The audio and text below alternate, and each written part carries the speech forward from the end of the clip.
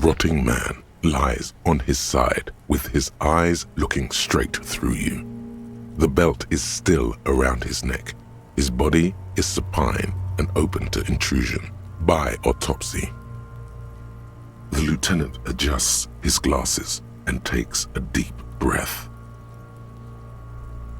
Come on, officer. You know what a field autopsy is. You've done 100 of them. Unfortunately, no. They are better than nothing. Tell you what, I perform the anatomical side of things while you will take notes. That's right. Shoot, Looney Rooney. Huh?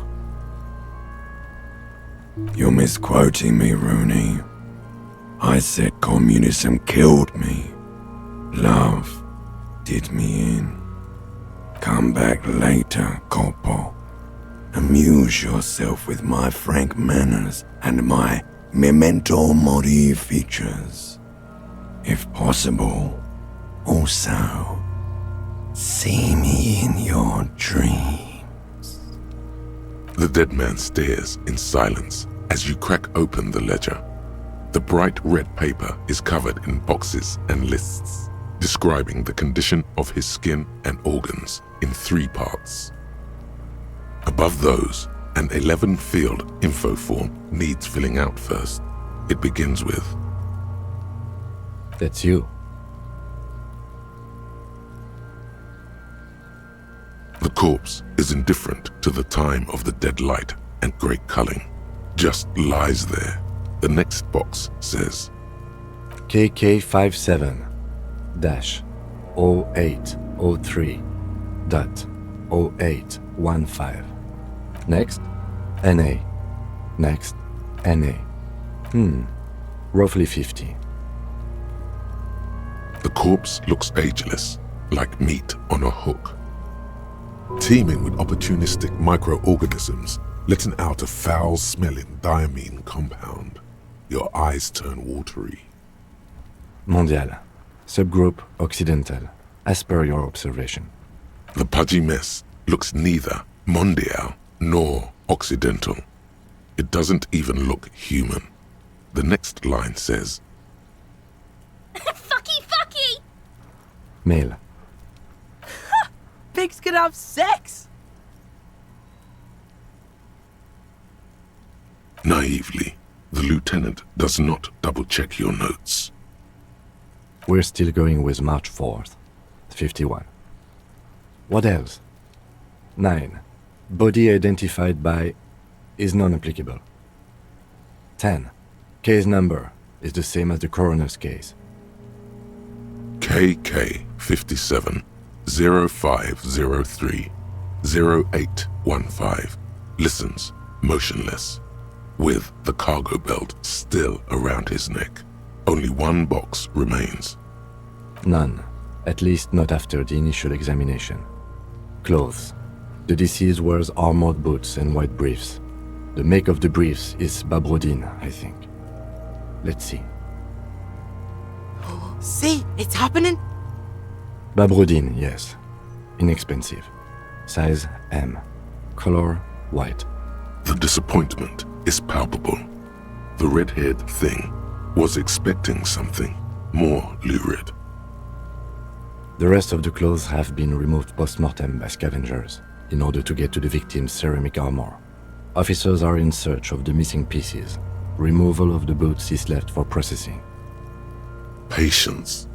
After the autopsy, before the body is taken away, there will be a window of opportunity. After the lieutenant has gone to sleep. I hope this has helped you, my liege. Tattoos. The upper torso is covered in a single, continuous tattoo, resembling a national pattern.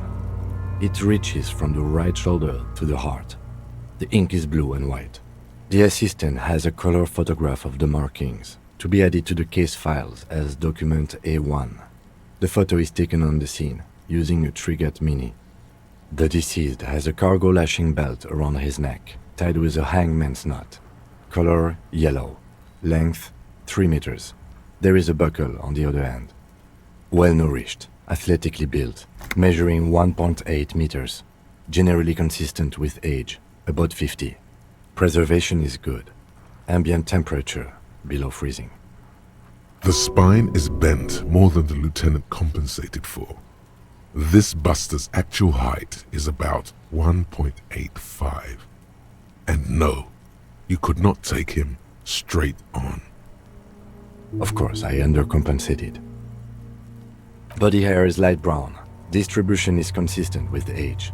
The deceased had male pattern baldness. Hair is combed back, short.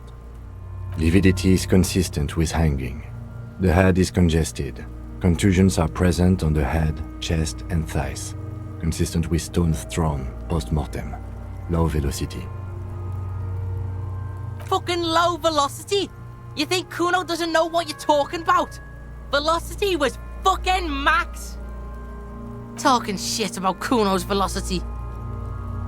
In addition, there are bite marks on the face, scalp, and chest, consistent with predation. Ligature mark.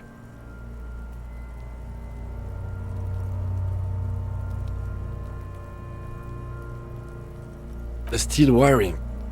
There's too much of it. We need to remove the belt so we can get to the ligature mark. You got just the right tool for that. The chain cutters. Always good to think ahead.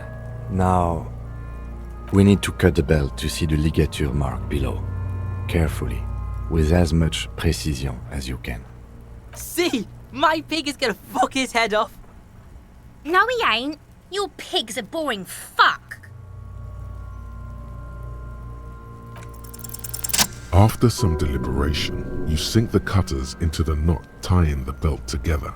You squeeze the rubber handles together, sweat forming on your brow.